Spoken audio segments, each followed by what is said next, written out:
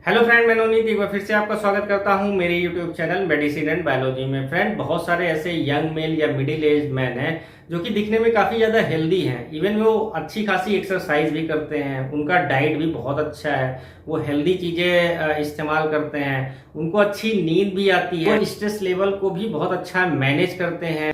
इसके अलावा उनका टेस्टोस्टेरोन लेवल भी काफी ज्यादा अच्छा है और इवन वो ये भी कहते हैं कि उनको सेक्सुअल डिजायरनेस भी काफी ज्यादा अच्छी आती है। जब उनको सेक्सुअल डिजायरनेस आती है, सेक्स करने की इच्छा होती है, तो उनके पेनिस में अच्छा इरेक्शन आता है। यानी कि उस समय जो उनका जो लिंग है उसमें तनाव अच्छा आता है, उसमें कड़ापन अच्छा आता है, उसमें फुलाव अच्छा आता है। लेकिन 1 या 2 मिनट ही बीतता है जैसे ही वो अपने पार्टनर के साथ में परफॉर्म करने के लिए जाते हैं, 1 या 2 मिनट के अंदर ही जो उनका पानी है वो निकल जाता है। यानी कि वो जो है वो इरेक्शन को होल्ड ही नहीं कर पाते हैं और ऐसे में फिर दोनों पार्टनर को काफी ज्यादा समस्या होती है। जो मेल पार्टनर है उसको काफी बेइज्जती भी फील होती है। अगर ये चीजें बार बार हो रही हैं, उसका कॉन्फिडेंस लेवल है वो भी काफी तेजी से डाउन हो जाता है।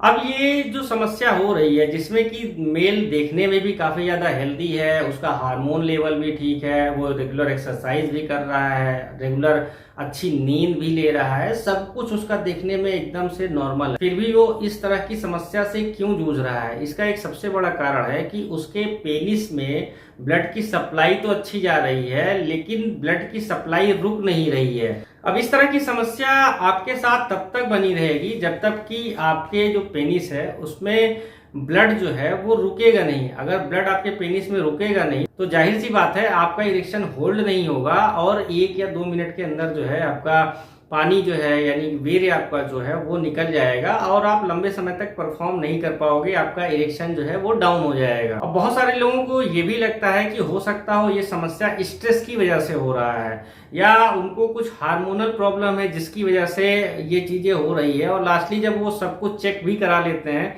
तो उनको पता चलता है कि भाई टेस्टोस्टेरोन का लेवल भी ठीक है, हम सब कुछ ऐसा कर रहे हैं जिससे कि इरेक्टाइल डिस्फंक्शन की प्रॉब्लम नहीं हो, फिर भी ऐसा हो रहा है। तो इसका एक बड़ा कारण है जिसको बोलते हैं वीनस लीकेज, या इस चीज को और एक नाम दिया जाता है जिसको बोलते हैं वीनोजेनिक इरेक्टाइल डिस्फंक्शन। और अगर किसी पुरुष के साथ में इस तरह की समस्या है तो इसको टाइप 2 ईडी की कैटेगरी में रखा जाता है। अब ऐसे सभी लोग जिनको की वेनोजेनिक इरेक्टाइल डिस्फंक्शन की प्रॉब्लम है यानी कि उनका जो वीनस लीकेज की प्रॉब्लम है, जब ऐसे लोगों का पेनाइल डॉपलर टेस्ट कराया जाता है या उनका कैवर्नोसोग्राफी कराया जाता है तो पता ये चलता है कि उनके जो पेनिस की आर्टरीज हैं वो तो ठीक है, जिससे कि ब्लड की सप्लाई आती है वो तो बिल्कुल ठीक है, लेकिन जो उनका जो पेनिस का वेन्स है वो वेन्स जो है वो जल्दी ओपन हो जाती है और उसी के थ्रू ब्लड जो है पेनिस से बाहर चला जाता है, जिससे कि क्या होता है, इरेक्शन तो आता है बट इरेक्शन जो है वो ठहरता नहीं है पेनिस में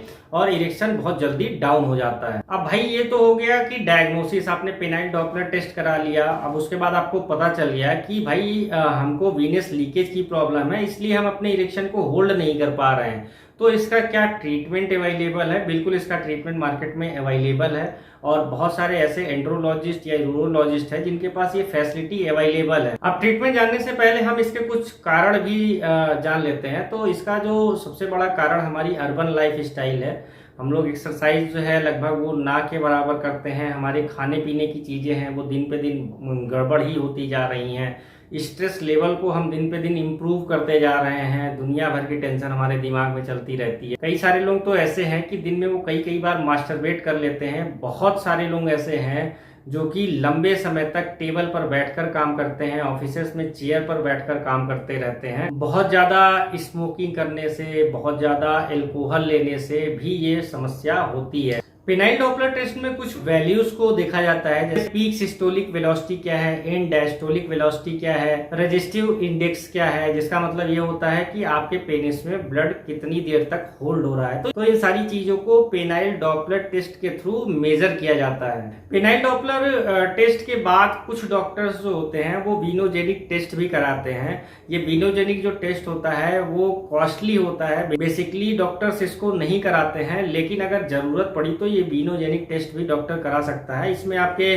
पेनिस में एक इंजेक्शन लगाया जाता है, उसके बाद सियाम मशीन के थ्रू या एमआरआई मशीन के थ्रू आपके पेनिस के स्ट्रेंथ को देखा जाता है। आपके पेनिस में जो ब्लड की सप्लाई आ रही है या आपके पेनिस से ब्लड कितनी जल्दी निकल रहा है, इन सारी चीजों को मेजर किया जाता है। अब पेनाइल डॉपलर टेस्ट के थ्रू, वीनोजेनिक टेस्ट के थ्रू ये चीज कंफर्म हो गई कि आपको वीनस लीकेज की ही प्रॉब्लम है। तो 75% केसेस में अगर आपको डॉक्टर जो सलाह देता है आप उसको फॉलो कर लेते हैं तो 75% केसेस में आपका जो वीनस लीकेज की प्रॉब्लम है वो ठीक हो जाता है। अब इसमें डॉक्टर आपको अगर एडवाइस कर रहे हैं कि अगर आप मास्टरबेट बहुत ज़्यादा करते हैं तो मास्टरबेट कम कर दें या बंद कर दें, उससे आप में काफ़ी ज़्यादा अच्छा इंप्रूवमेंट देखने को मिलेगा। इसके अलावा अगर आप बहुत ज़्यादा टेंशन में रहते हैं, स्ट्रेस लेवल आपका बहुत ज़्यादा रहता है, आप उसको कम करिए। कम से कम आप अच्छी नींद लीजिए, कम से कम 7 से लेकर 9 घंटे आप पर डे सोइए। आपके अगर पेल्विक फ्लोर की मसल्स कमजोर हो गई हैं उसके लिए आप एक्सरसाइज शुरू कर दें, पेल्विक फ्लोर की एक्सरसाइज शुरू कर दें। अगर आपको डायबिटीज की प्रॉब्लम है, डायबिटीज एक बहुत बड़ा कारण है वीनस लीकेज का, डायबिटीज पे कंट्रोल रखें। आपका बॉडी वेट जो है वो काफी ज्यादा हो गया है तो आप अपने बॉडी वेट को नॉर्मल ले आने की कोशिश करें। इसके अलावा डॉक्टर जो है वो L-आर्जिनिन आपको रिकमेंड कर सकता है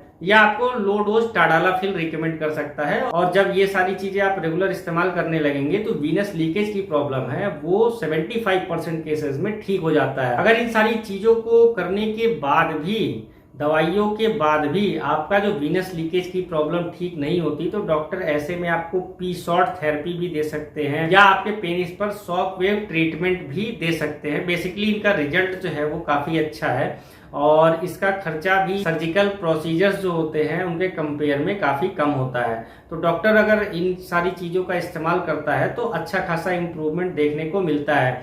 अगर इसके बाद भी अगर वीनस लीकेज की प्रॉब्लम ठीक नहीं होती तो फिर उस कंडीशन में डॉक्टर सर्जिकल प्रोसीजर्स को फॉलो करता है।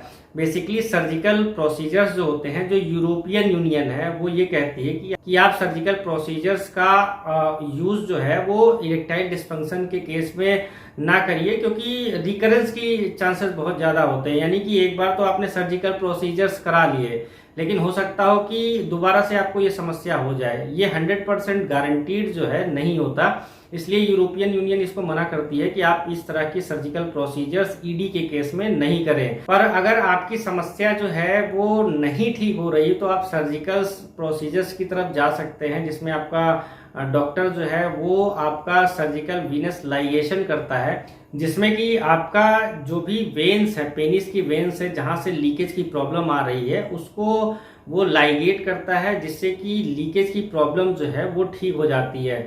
लेकिन ये 100% गारंटी नहीं है कि आपका रिकरेंस नहीं होगा या ये समस्या बार बार नहीं होगी। तो आप खुद ही ये डॉक्टर से सलाह ले सकते हैं कि आपको ये प्रोसीजर्स को फॉलो करना है या नहीं करना है।